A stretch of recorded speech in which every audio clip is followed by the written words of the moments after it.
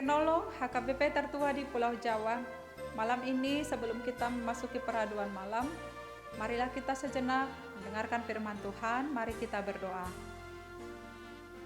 Ya Allah, ya Tuhan kami yang penuh kasih setia, kami bersyukur Tuhan, Kau menyertai hidup kami sepanjang satu hari ini, dan Engkau juga menyatakan kasih setiamu melalui berkat-berkat sukacita dan kemampuan kami untuk melakukan segala pekerjaan kami sepanjang hari ini. Malam ini Tuhan, sebelum kami beristirahat, kami mau mendengarkan firman-Mu. Berkati kami Tuhan, bukalah hati pikiran kami agar kami dapat mendengar firman Tuhan seturut dengan kehendak-Mu dan dapat mengerti akan kebenaran firman-Mu. Dalam Kristus Yesus kami berdoa. Amin. Firman Tuhan bagi kita renungan malam ini tertulis dalam Injil Yohanes pasal 8 ayat 58 sampai ayat 59. Ayat pembimbing renungan ayat 58, begini firman Tuhan. Kata Yesus kepada mereka, "Aku berkata kepadamu, sesungguhnya sebelum Abraham jadi, Aku telah ada." Yesus sudah ada sebelum Abraham.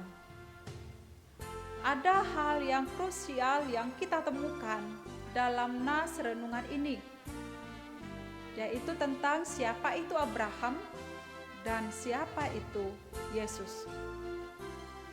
Dalam nas renungan ini terjadi dialog antara Yesus dengan orang Yahudi. Dialog ini nampaknya tidak nyambung atau bertentangan.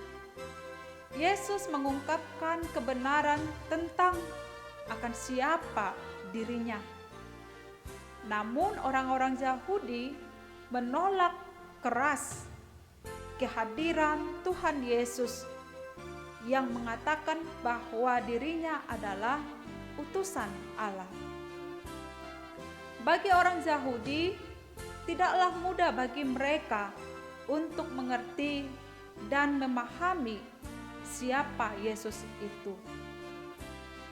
Yesus hendak mengatakan kepada mereka bahwa saat ini mereka tengah berhadapan dengan Allah yang menjadi manusia. Namun orang Yahudi malah mengambil batu untuk melempari Yesus. Tetapi Yesus menghilang dan meninggalkan bait Allah. Dan sebelumnya orang Yahudi juga menyebut Yesus telah kerasukan setan. Tidak mungkin Yesus itu Allah. Bahkan Abraham pun tidak engkau kenal. Umurmu belum sampai 50 tahun. Dan engkau telah melihat Abraham? Dengan siapakah engkau samakan dirimu? Demikian penolakan orang Yahudi akan kesaksian Yesus tentang dirinya. Yesus membantah bahwa dirinya tidak kerasukan setan dan ia menghormati Bapa. Tetapi orang-orang itu, orang Yahudi itu tidak menghormati Yesus. Kehadiran Yesus adalah untuk memuliakan Allah. Oleh sebab itu, setiap orang yang menerima Yesus, menerima setiap kehendaknya, akan mendapat hidup kekal. Tuhan Yesus telah menyatakan identitasnya yang sesungguhnya. Atas pernyataan itu, orang Yahudi menyampaikan satu perbandingan, yaitu dengan Abraham. Abraham dikenal sebagai bapa orang Yahudi, nenek moyang Yahudi yang sangat dihormati. Namun Abraham telah mati. Adakah Yesus lebih besar dari Abraham? Orang Yahudi memahaminya secara lahiriah, sedangkan Yesus melihatnya dari sudut pandang Allah.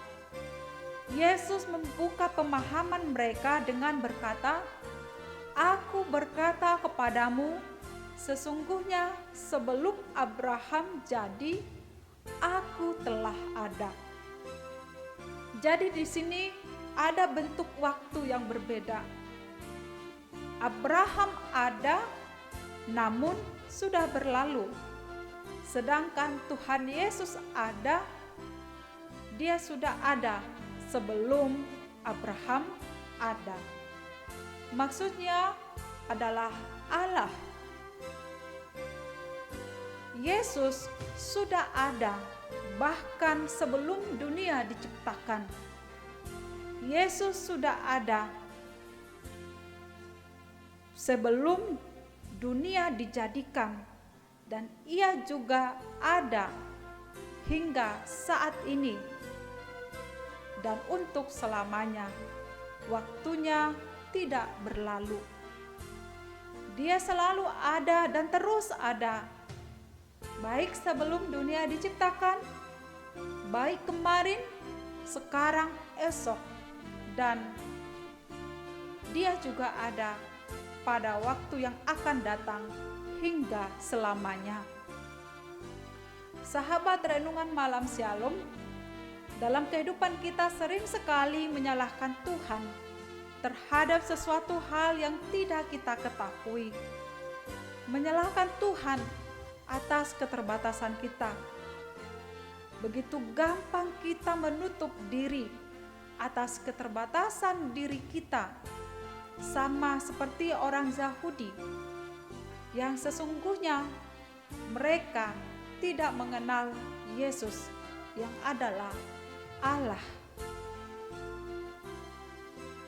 Orang Yahudi bahkan melakukan perbuatan yang tidak berkenan, perbuatan yang sembrono, bersikap tidak benar terhadap Tuhan Yesus, sehingga dengan ini dapat menghancurkan orang lain dan juga diri mereka sendiri. Sama juga jika diperhadapkan dengan kita, jika kita melakukan perbuatan yang tidak berkenan, bersikap tidak benar terhadap sesuatu yang belum tentu kita ketahui, namun kita membuat jawaban tersendiri dan ternyata jawaban itu tidak sesuai dengan apa yang sebenarnya. Ini akan menghancurkan orang lain, bahkan diri kita sendiri.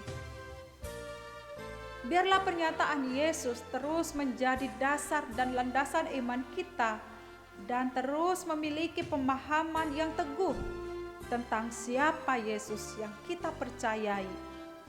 Jika kita percaya, itulah iman yang benar.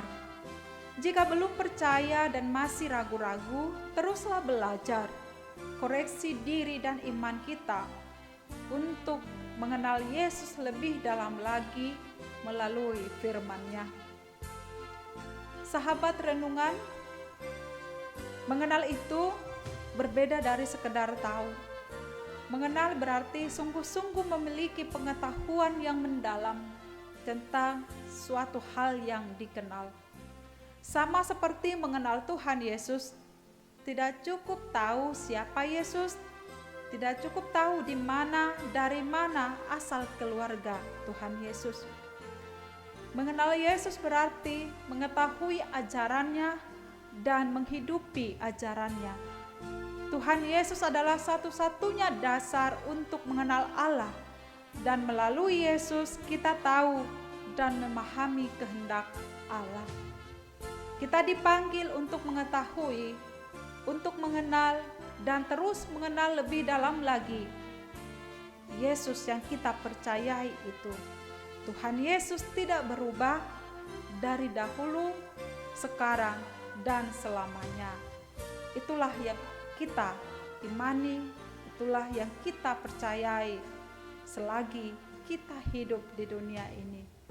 Amin. Mari kita berdoa.